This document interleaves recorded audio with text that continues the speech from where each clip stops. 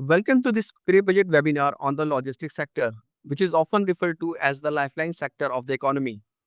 For India to become a $5 trillion economy, it needs an efficient logistics system. From streamlining supply chains to addressing infrastructure gaps, this sector holds immense potential for transformation. Today, with Budget 2025 as the backdrop, we'll delve into the sector's pressing issues and opportunities. The idea is to come up with a wish list of reforms that can make India's logistics sector more resilient and future ready. So today we have Mr. Ketan Kulkarni, MD, Gati Express and Supply Chain Limited, Rajkiran Kanagala, President and Chief Business Officer, Transport Corporation of India Limited, Aneel Gambhir, CFO, DTDC, and Easwaran Subramanian, Partner and Supply Chain Leader, Deloitte India. Good morning, everyone. Good morning. Good morning. Good morning. Yeah. So coming to you first, Mr. Ketan, since the last speech of the FM, how would you like to assess the pace and direction of the government's ongoing reform in the logistics sector? Good morning, my esteemed colleagues from the industry. Very happy to be on the panel.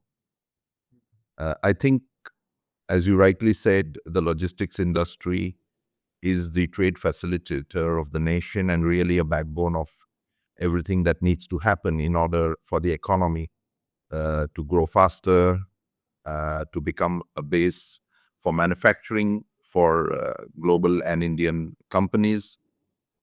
And everything that we have been seeing in the last few budgets and the last few years is a government that is committed towards making that work for us.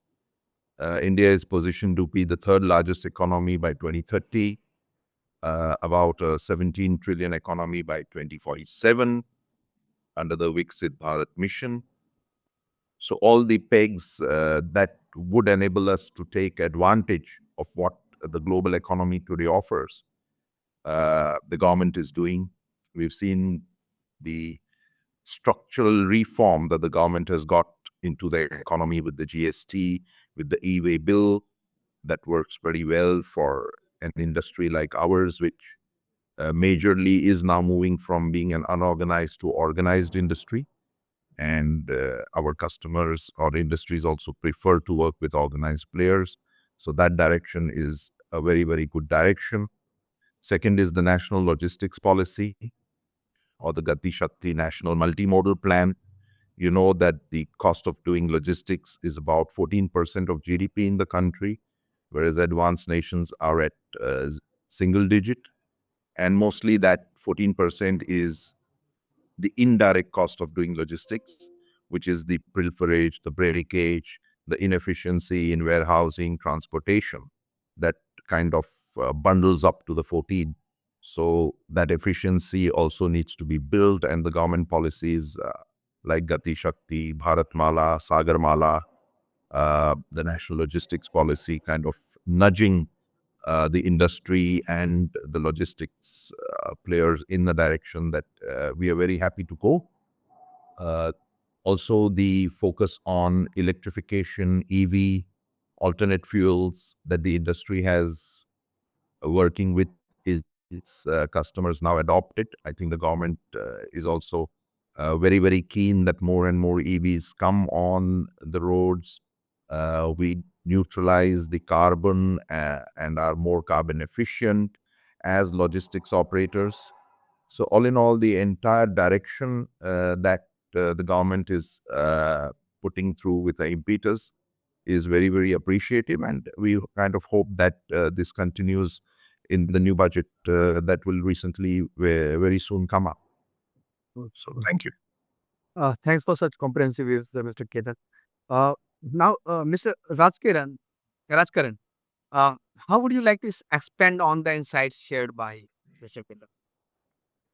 No, thanks. And just call me Raj. It becomes easy for all of us. I'll first come to what they declared. So they said the infrastructure allocation is around 11.11 lakh crores.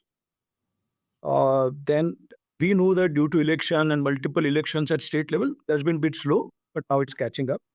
road construction was a major part, which enables logistics, which enables cost.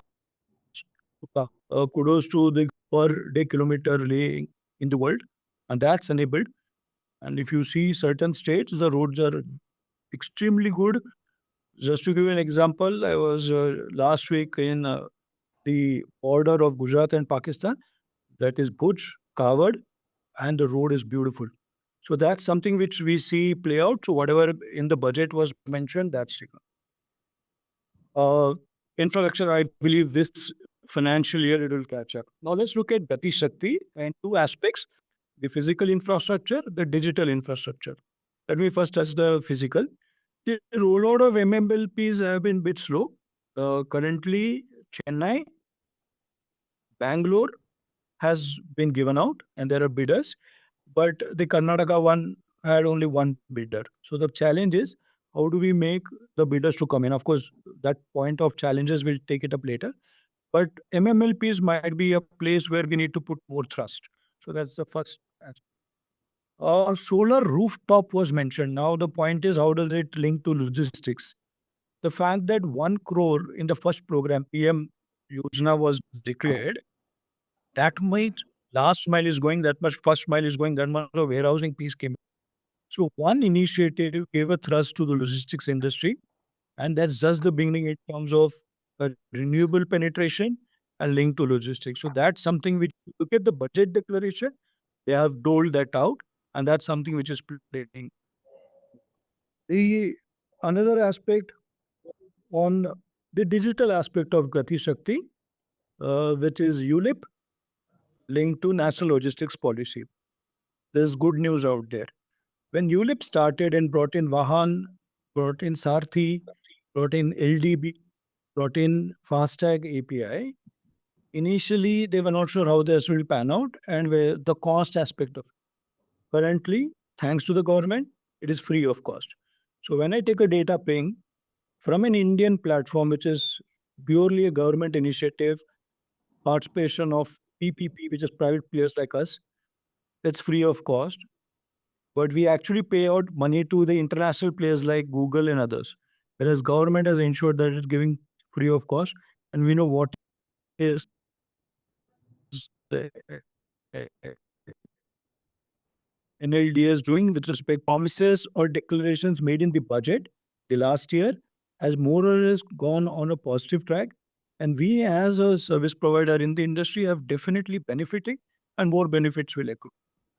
Here I rest the answer for the first question. Thank you. Thank you, Mr. Raj. Now coming to you, Mr. Anil, how do you view the current how do you view the current supply chain and logistics sector in the country? How it is faring, according to you? And thanks for having me on the panel. Definitely, in recent past, I think logistics sector has been undergoing a lot many changes. You can say it's a transformative year or transformative time for the logistic industry. We are seeing that there's a large amount of infrastructure development.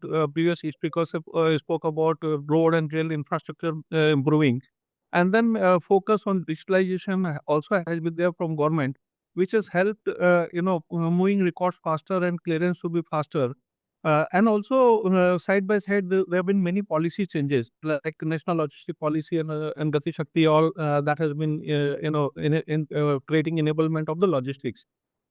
In addition to that, we've seen from 2017, GST which came in also has helped logistic companies to move goods faster because the check posts have been now removed and the movement can be faster.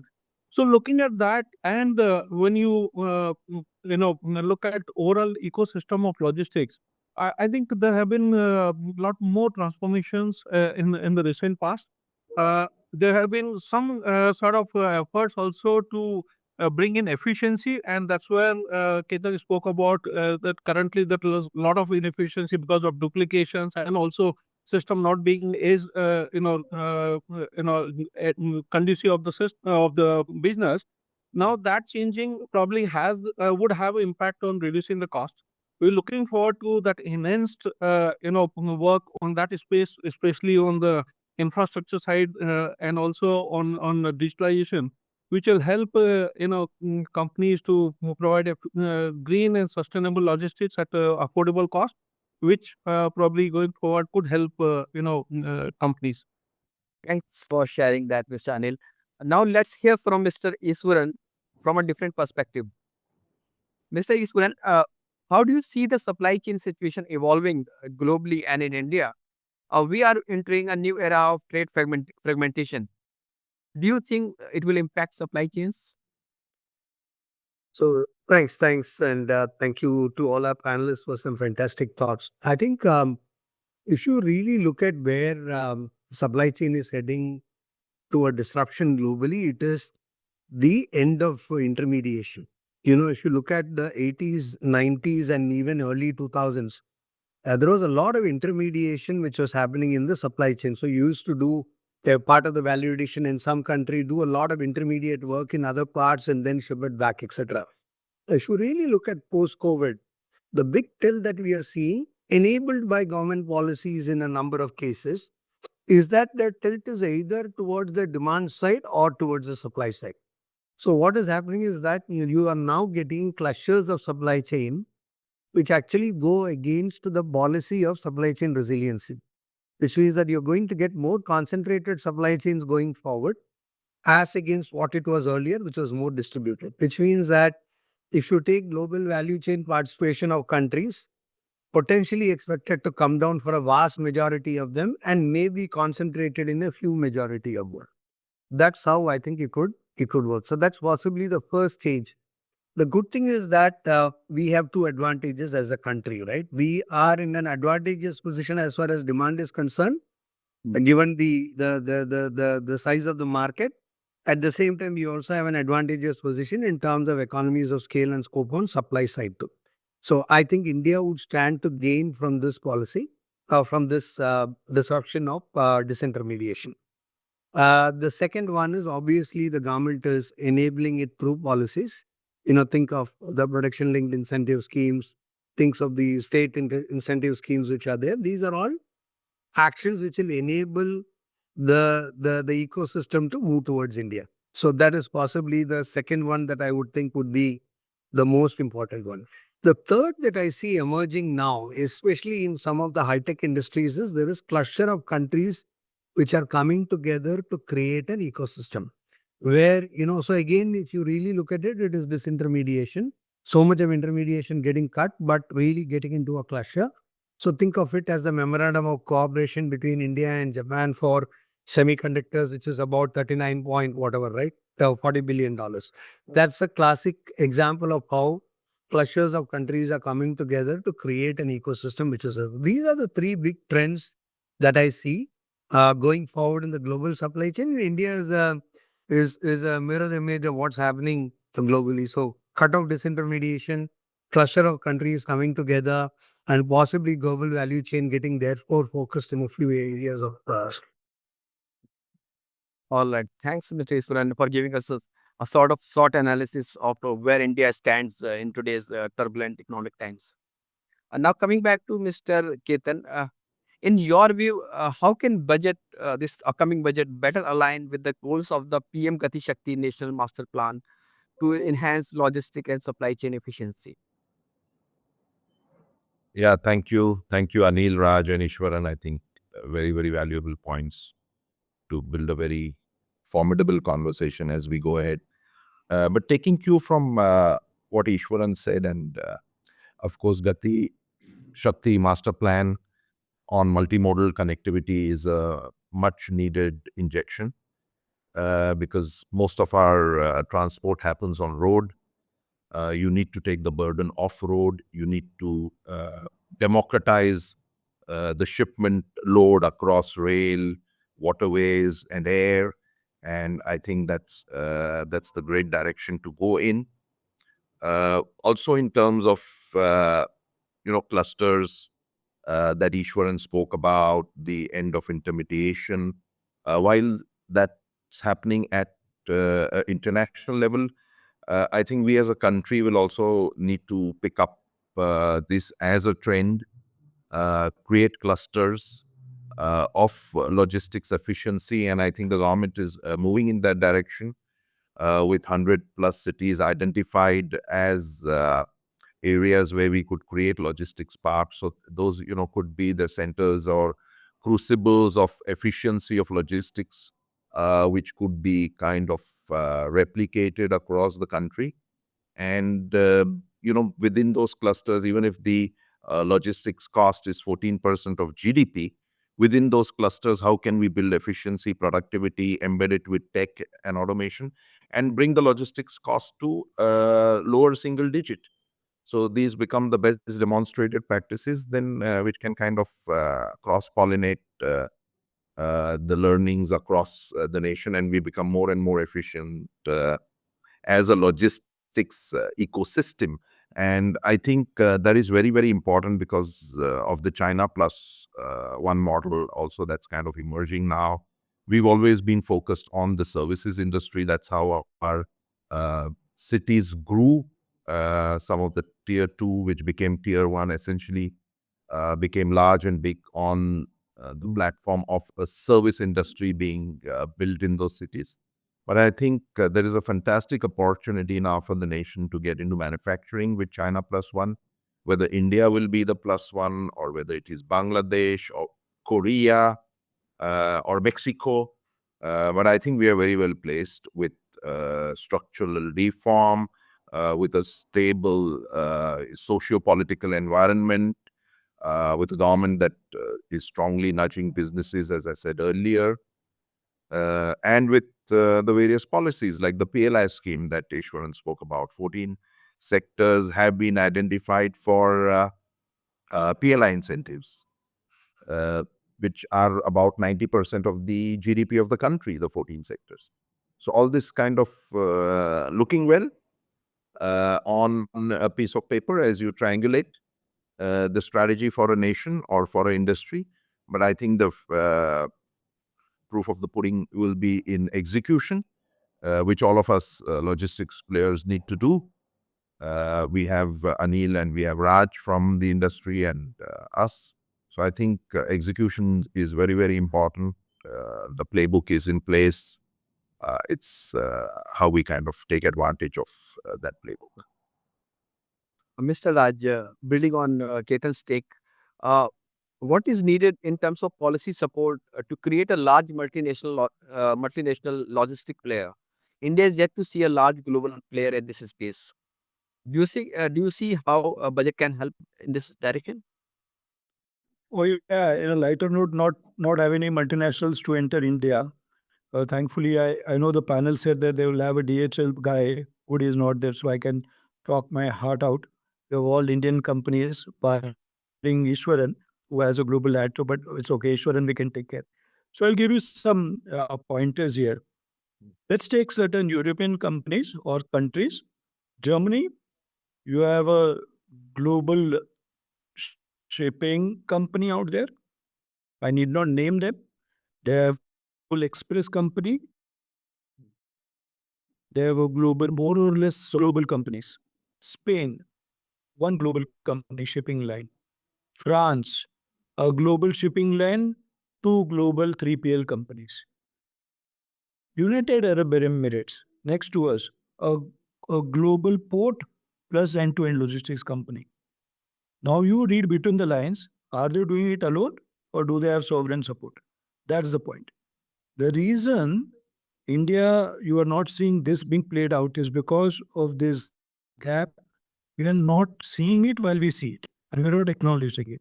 Else, if you see in India, we did have a shipping. We do have a shipping line. We have rail operators, everybody. But how much support we are getting overall to make them global? Now, to extend the case in the point, regional countries through FDI, we have created our own company. So we have a TCIL Middle East in Dubai. We have a TCIL Bangladesh, TCIL Lanka, TCIL Nepal. Indian companies who are operating there are pretty large companies. They don't prefer Indian players naturally. But if you again extend, when a European player comes to India, when a Japanese player comes to India, the Japanese companies, the manufacturing trading companies will give contracts to Japanese or Germans. So today, whichever multinational has come to India, I don't want to name them, primarily their revenues are out of those companies which they operate in their backyard. But when we go to Dubai, our Indian companies are not supporting us. This is what government has to look at. It might be a biased view, it might be a view which is pretty niche, but the fact, if you want to solve the problem, you have to actually build the cat. And this is the point. So a company like TCIL, which handles 2% of India's GDP by value of cargo, which is by far the largest network we carry, we need support on similar lines that an Indian company has some amount of quote unquote patriotism and says, guys, we'll give you a first chance, or a first chance of refusal. That's the catch. Second, do we allow assets to be created in foreign countries? One of the biggest differences is when you are a multinational, you want to expand, you have to create assets. So we ourselves now are creating assets in the regional place. How we need a preferential interest rate. We need some support government to government. I will further elaborate. You would be surprised. Our neighboring countries, which is part of SARC bloc, they are very small. They're dependent on India for trade majorly. India allows them to hold a freight forwarding license, 100% ownership, and you can create a company, hold a freight forwarding license. But if we go to Bangladesh, I can only hold 40%. Same is with Sri Lanka. I can only hold 40%. So why we don't have a quid pro quo? That's the catch. So we are not able to take up these issues at a trade level and say, guys, when we are TA with UAE or Middle East predominantly has helped us because we are on equal terms. Maybe may I add to what Raj was saying. In fact, we are the one who are Indian multinational having presence in almost all continents. So DTDC has direct presence in US, UK, Singapore, Malaysia, Australia, and Middle East, UAE, and we are building on that. So I think it is what Raj was saying, that probably a little more push on that side, support from the government in enabling those kind of network, creating those network, probably would help in expanding it much faster. But currently we are as a DTDC an Indian multinational category. Yeah, over to you. Anil, let me come up with a new question. India still transports much of its cargo through roads. How do you propose we change the mix in this budget? Yes, what you said is currently dominance is there from by road transport, and I think we need to have a good transportation mix like in any other developed countries. You will see there are multiple multimodal transport systems are available. Similarly, probably we need to create an ecosystem where we not only have road transport but also rail, and maybe dedicate freight corridor, maybe waterways, because some locations we do have a capability of waterways where we can use it, which also, by the way, becomes sustainable as well from logistic point of view. So we could have those kind of systems where if initially that requires some amount of subsidy to be given so that they sustain till the time they become affordable and also become successful. I think those are kind of system one can look at it. We are seeing some strengthening of connectivity, which could be further improved. We need to look at first mile, last mile connectivity also improvement, so that that also helps in reducing logistic costs. So I think in all, uh, with the help of technological integration, we will be able to create multimodal transportation system, which is not only sustainable but also a cost-effective solution to maybe railways and also waterways added to the current system of road network. Okay. Mr. Easwaran, Anil spoke about multimodal mix. Building on that, I wanted to ask you, within India, there have been for the last many years we have been hearing about talks about using inland waterways and other means of transport more effectively than before. So, have we been able to move on that front? What is your assessment of the situation? How effectively have we done? How do you rate the progress made so far? I think, if you had noticed the announcement a few days back, I think that's a very positive development where the Indian Waterways Development Council has announced 50,000 crore investment, roughly about, let's say, $6 billion, and primarily focused on revitalizing the inland waterways, as well as really looking at new schemes to boost the inland waterways as well as tourism. We are also talking about, I was reading that the passenger traffic that we are talking about are also very significant that we are looking at. So to that extent, I think if you ask me, has the progress been substantial in the past few years? I think there is a lot of ground to cover. But I think in the very recent announcement, I think the government looking at what we should achieve by 2030 and as well as our targets for Viksit Bharat, I think that is something that that has been a very important aspect. The second, I think one of the most important things that I see in that, I think there are many things that has been announced.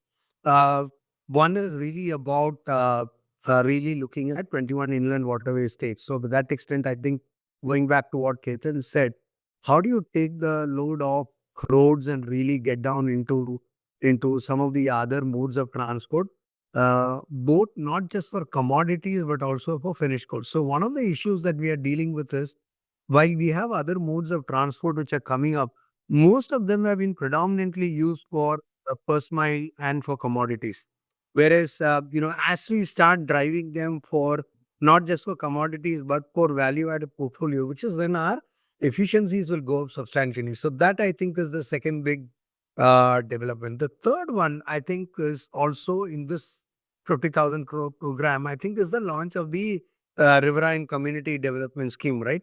Primarily not just aimed at only the economic development, but also the socio-economic the well-being of the coastal communities, etc. So I think we now have a model in place, and together with, I think, we also needed an agency for end-to-end seamless movement. So the National River Traffic and Navigation System, which is being launched, is, I think, a great way to start. So I think if you ask me, have we had some successes earlier? I think there have been some successes between the West and the East in looking at commodity transfers and stuff like that, which is more through the periphery.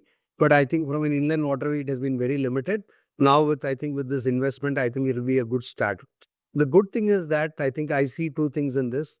A lot of the landlocked states will actually not be landlocked technically now. They will have access to multimodal transportation.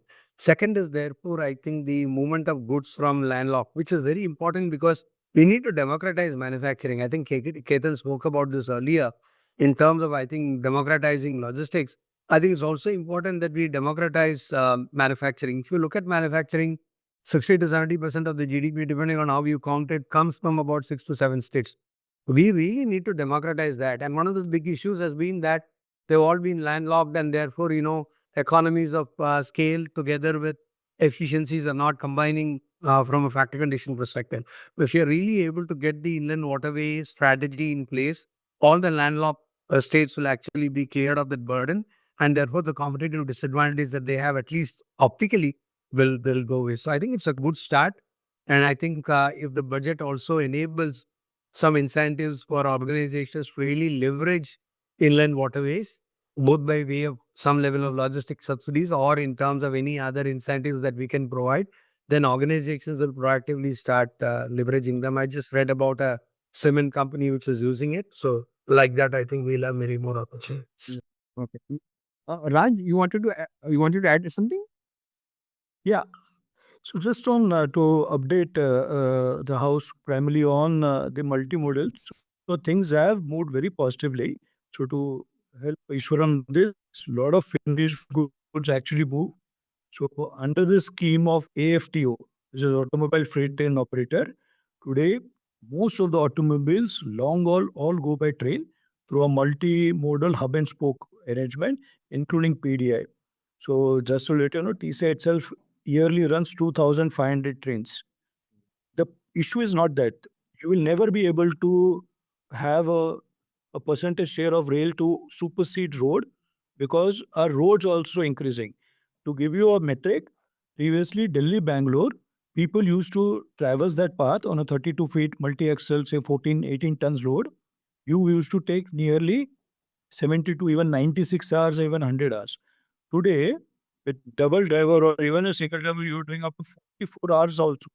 There are situations you're doing 44 hours. The roads have become wonderful.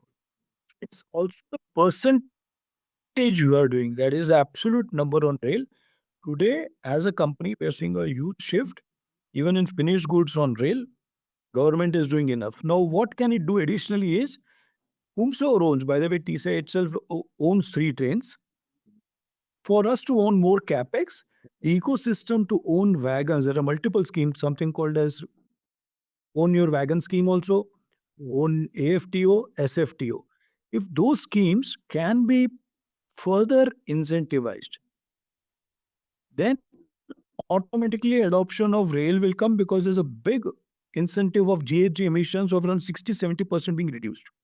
The catch will always be there that in our case, the road will always be easy, because when you compare as a decision maker for buying freight, road is supply demand, and then you look at rail. So rail is for, if you create a corridors, and that's where MMLP will come in. So that will help you. Mr. Raj, can I now go to Mr. Ketan? Raj spoke about connectivity and connectivity to hinterlands and tier 2 cities and all. So this question is related to that. So what measures do you believe are necessary to improve hinterland connectivity, especially for small fleet owners, operators who often struggle with access to major transport routes? We talk about Bharat. You talked about connectivity to Bharat and how it is integral to a logistic ecosystem. Yeah. Definitely. I think Raj and Easwaran and Aneel have put together some very important points, which kind of are also now structuring a thought process with me. And let me take that ahead. I think integrated logistics approach is very, very important, both on physical side and on the virtual side. On virtual, I think we have made some headways with the e-way bill, the GST, etc., etc. A few niggles. We had that on the e-way bill at the end of last month. All of us experienced it on the last day, but I think those are the little bells and whistles that we need to set right. But apart from that, I think releasing the animal spirit of India's manufacturing, I think that will be done in 2 phases. One is, of course, the large industrial organizations, and the second is the MSME base in the country. It's so huge. It's about 40% of employment, and they could suffer in their logistics needs because of the centers of gravity not being in places where MSME could operate, could manufacture. But as we kind of release the landlocked manufacturing areas of the country, that could be a focus that we need to go down as an industry. Secondly, the ecosystem has also now changed with e-commerce and quick commerce. MSMEs have a ready market to quickly access, which was not there. You had to, always move in bulk with the large logistics players, and that kind of constrained your manufacturing at a small scale, because you never got those economies of scale. But that also has been disrupted to some effect now. So that could be one direction that we could all nudge ourselves, and the budget could nudge us. How do we build the MSME ecosystem? How do we kind of have more manufacturing units, where there are none currently, with improving infrastructure, etc. The second one is on the carbon neutrality aspect. I think as a nation, we have made commitments, industries have made commitments, and individual organizations have made commitments, and all of them kind of sit in that same 2040 to 2050 zone, when everybody says we will be carbon neutral. And that zone is not too far away. It's just 16 to 20 years away. But if you go to 2040 and look back and see what needs to be done by the industry, government, or individual organizations in 2040, like 2024, where we are now, when you look back from 2040, I think there's a long way to go for all of us. So I think that is one important area that, we need to be possibly nudged down on with how corporates were nudged down the CSR path with the 2% outlay that the government had a few years ago. And that really raised a lot of money to invest in good social, communal, community issues, etc. So I think that could be another area that we could explore as a PPP. Those would be my thoughts. Thank you. Okay. Mr. Raj, I hope your network is better now. You able to hear us? Oh, absolutely. Sorry for that. That's fine. In your view, which part of the supply chain shows promise, and what are the challenges you see in that? Going forward. So, the place where we need to invest is, of course, high value manufacturing and supply chains, which includes electronics and semiconductors. That's a big piece. And then, of course, the entire e-commerce and quick commerce platforms.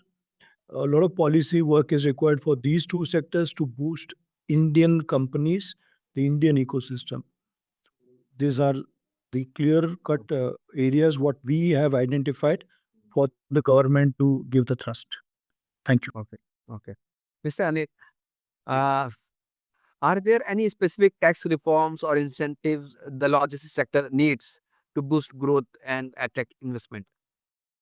I think looking at ecosystem, targeted tax reforms and incentives can stimulate, and attract investment. It can stimulate growth also in that space. And case in point, if I am to quote, like the uniform taxation of warehousing services, a unified approach can be taken, the GST for taxation for warehousing services. Similarly, incentives for green logistics. We have been talking about sustainable logistics. Obviously, that's part of green logistics. So, if there are incentives related, like Ketan spoke about solar panels and also electrical vehicles, etc., and also adoption of those, since at the initial stage, obviously there are some high cost needs to be incurred. So, some incentivization on those green logistic related items could also help. In building up the business. Then the third item could be that when we talk about infrastructure development, I think input tax credit, because we know that in such kind of infrastructure takes a lot of big amount of investment. So and obviously those raw material have a GST component. So if we allow those input credits of infrastructure development, that would be also a big incentive for industry to get, because 18%, 20% kind of thing, or whatever percentage applicable respective material, that could help sustain and grow logistics. And the last one, if one is to look at ACZ kind of benefits for logistic parks, which will be a good boom for logistics sector to grow. I think these are kind of tax reforms could help this vertical to grow. Okay. Mr. Isran, the government has been betting big on mega infra projects like the DFCs and the new expressways. So, to change the logistic ecosystem of the country. So, do you think that we have able to transform the sector through those DFCs and the new expressways? And what are the challenges do you see in that? How do you rate the progress made so far in this direction? I think fundamentally, the leaders in this call spoke at multiple times. I think fundamentally, the infrastructure program has enabled us to drive efficiency in logistics, transportation, be it in terms of throughput, be it in terms of cycle times, whatever we are looking at. So I think that progress is being achieved on an ongoing basis. Although it is fundamentally the middle mile, because the first mile, which is between the location and reaching the corridors, is one big activity, right? So that's one that I think we may need to focus on, that potentially would come under the ambit of the states where the corridors are passing through, be not just on a dedicated freight corridor, but potentially across any other expressway that we are thinking about. So I think what we may need to do is to also do the first mile linkage with the middle mile and then potentially the last mile too. So that's point number one. Second is, I think the biggest aspect of work that I think is required is a monetization of these corridors. Today these corridors are fundamentally seen as logistics pathways, whereas globally, if you look at it, these are manufacturing pathways. And not just for manufacturing. I think Ketan made a very significant point, right? This will be the drive for our MSMEs, which are, I think, a few million of them, to be globally competitive, right? If they're able to ride the wave of getting into the clusters within the corridors, which will make them economically attractive from a logistics perspective. It's a big part of the cost. The third one, I think it is not just limiting to manufacturing, but I think the corridors may be a significant opportunity for us to accelerate our value-added agriculture. For example, agri and allied products today, huge demand for organically driven portfolios, be it in terms of floriculture, horticulture, or any of the other even mainstream crops. I think agriculture can benefit substantially from the corridor, which still today I don't think is being seen as a big opportunity. I think a lot of the opportunity still seems to be on manufacturing. I think MSMEs within manufacturing and agri and allied could possibly be the big dimensions of change that we can really look at. And if you are signing free trade agreements with a number of countries and with process could being part of the dimension, I think it would be a big opportunity for us. I think those two, I think, would be the aspects. Obviously, significant work has been done. I think the gap, I think, from a pure logistics perspective, is, I think, on the multimodal opportunity rather than on a unimodal opportunity. So I think that's the big opportunity. Okay, okay.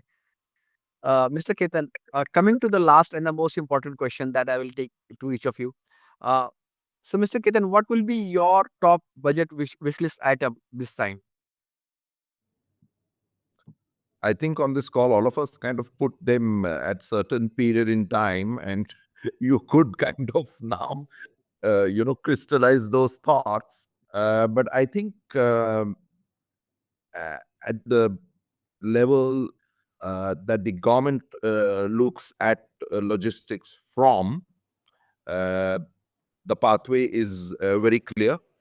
The various initiatives over the last few years and decades, as I said earlier, have been put in place. It's kind of time to execute. Maybe there are a few missing links. Aneel kind of touched on that in terms of incentivization through taxation, etc. Those could be explored.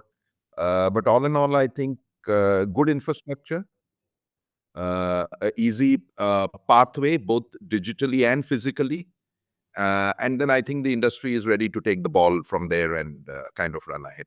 So that would be my comment. Thanks. Okay. Mr. Raj, your expectations? Sure.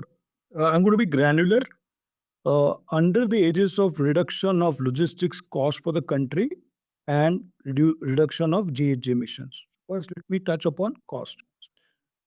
We have to rationalize, streamline Parivan portal linked to scrappage of vehicle. I'll give you what we request from the Honorable Finance Minister and the Ministry.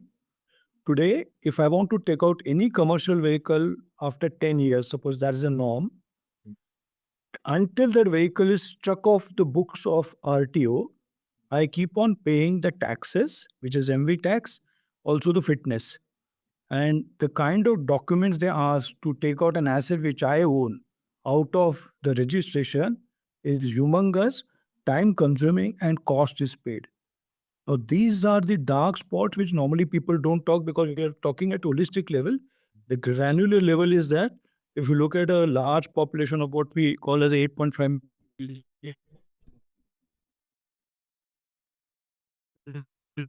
so what it's coming to. Second, if I have to scrap that vehicle, only 2 states today allow, others don't allow, into the RTO approvals, fitness approval, and make that entire process smooth. You will see we'll have a huge savings as far as idling is concerned and the cost being paid for approval of this. So that's the key. Next, we have been talking of tractor trolley, that is the horse linked to at least 6 trailers so that the horse is common. I reduce cost as well as GHG emission. Globally, it's there. it's still not in action on Indian roads. We have been talking for decades. Our earnest request, please allow us to have 6 trailers. Don't try to marry on the RC the trailer number, the horse number, and say these two have to match or you're going to get a challan. You will reduce cost, you'll reduce GHG emissions. Please allow us that. That's the last two is that today, if I have to go to renewable, which is LNG, in the car carrier, which is what I call as a tractor trailer, the length allowed is 18.75 meters. Because of the construct of a LNG vehicle, by the way, we run LNG vehicles, I need another 1.5 to 2 meters extension as a permissible length. Thus, the safety is taken care. Now, if these on a ground level we do, the cost as well as GHG emissions will reduce. It is just simplifying the way government did a great work on ULIP to do simplification of Parivan. And finally, we should have a National Logistics Day. We have to have our own day which we celebrate. If that government announces what will happen, it is going to boardrooms, but it will be with public and everybody will pay respect to logistics as a function. Much needed. So these are our suggestions. Thank you. Sure, thank Mr. Anil, yes, what would you like to add to this list? Yeah, so some of them could be common. So, like we talk about enhancement of infrastructure, like Gati program, which is there. So, maybe enhanced funding could help in further improving the infrastructure, which is like we are talking about modernization of railways, waterways, and port infrastructure. That could continue, and maybe enhanced fund allocation could be done to further, have investment. The second part, probably with that, in continuation of government funding, the maybe public-private partnership through which this some of the infrastructure project can be funded, so that the speed can be enhanced.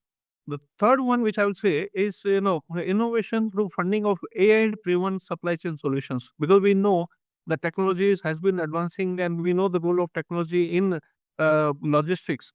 Obviously, with the new thing coming in through which efficiency can be improved, which is AI driven solutions. I think some allocation on that could also further improve efficiency in logistics space. Last but not the least, which I already mentioned about furthering the cause of sustainable logistics, which is providing incentivization of EV usage or reducing emission, or solar panels, etc. Those kind of things probably would help in improving things for the country. Thank you. Thanks, Mr. Anil. Mr. Easwaran, what would be your take on this? I think outside what everybody has said, I think fantastic points. I think one important area that I would think would be the democratization of technology for MSMEs. If you are able to really provide MSMEs with some of the data and information, including technologies that they can access. For example, we have all read about how much AI and Gen AI and every other emerging tech can make a difference to MSMEs. But fundamentally, none of them being able to afford any of this, given the fact that they have subscaled operations, and therefore the cost of technology is expensive. If we can have a policy of either incentivizing technology companies or create the stack where the MSMEs can really access technology in a democratized manner, I think that will have a huge impact on not just on logistics, but also on the supply chain competitiveness. So that's something that I would think a way for us to start looking at the budgets. Okay, perfect. May I add to what Ishwaran said? See, basically, we started on the theme of Bharat. Right. Now, if you look at Bharat, Bharat is into tier 3, tier 4 cities and maybe rural areas. And India has a unique advantage of many things getting produced in MSME categories. And more so, like we have GI tech products which are there. And with the 600 odd products being available, and which is which potential has not been tapped so far. So if that untapped potential we can bring to the global platform, through which Bharat can develop like anything.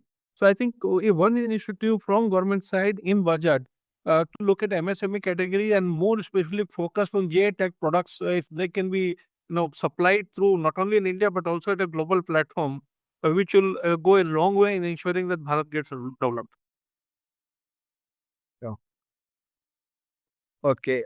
So thank you all, gentlemen, for such a truly engaging discussion. We hope the key ideas discussed here translate into impactful reforms for shaping a forward-looking logistic policy in the upcoming budget. Thank you, gentlemen, for your time. Thank you, everybody. Thank Thank you. you. Thank you.